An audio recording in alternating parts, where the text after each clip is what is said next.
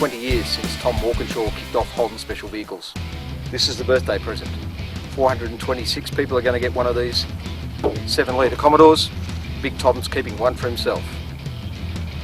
They reckon this car's got the best of everything. The best brakes, the transmission, the suspension. But the real heart of this car is under there. 7 litres, 375 kilowatts.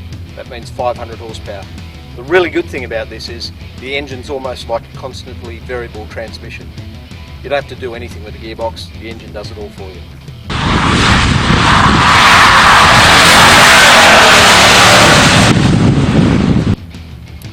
This engine comes for the Commodore all the way from the Chevrolet Corvette in America. It comes in a box, gets specially installed on a new production line, has all sorts of changes. The most obvious one here is fresh air induction straight out of the radiator, which they tip back a little bit, make sure it breathes through those really big 7-litre lungs.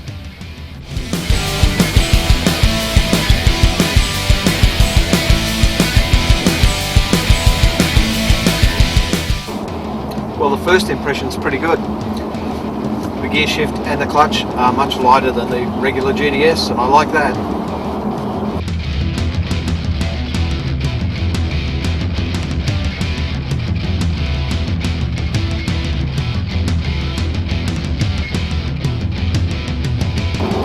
So here we are driving on a typical Australian country road.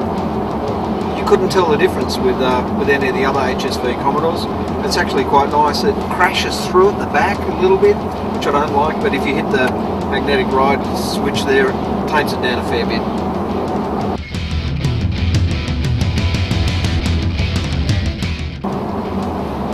So this is supposed to be the most expensive, most exotic Commodore ever. Where's the evidence? It doesn't even have a plaque. There's a little bit of carbon fibre trim, but basically it only comes in red, and I reckon it looks too much like every other HSV car.